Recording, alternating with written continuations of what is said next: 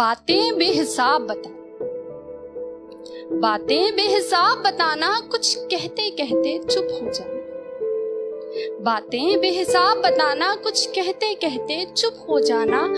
उसे जताना, उसे सुनाना, वो कहता है उसे पसंद है।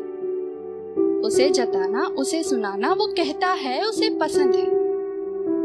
ये निगाहें खुला मैखाना है। ये चश्मों की वजह से लाइन की इंटेंसिटी को जज मत करना।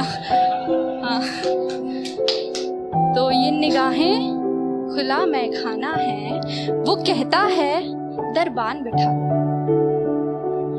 ये निगाहें खुला मैखाना है, वो कहता है दरबान बिठा लो। हल्का सा, बस हल्का सा, वो कहता है तुम काजल लगाओ।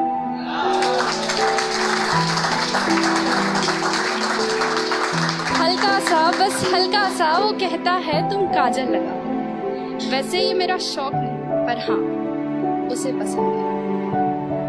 दुपट्टा एक तरफ ही डाला। अब ये मैंने आपको बताया था कि प्लीज उस गलतफहमी पे यकीन मत करना, ये सिर्फ एक कोइंसिडेंस है। तो दुपट्टा एक तरफ ही डाला है। उसने कहा था कि सूट सादा ही पहन लो बेशक, तुम्हारी तो सूरत से उजाला। सूट सादा ही पहन लो बेशक, तुम्हारी तो सूरत से उजाला है। तुम्हारे होठों के पास जो दिल काला है, बताया था उसने उसे पसंद है।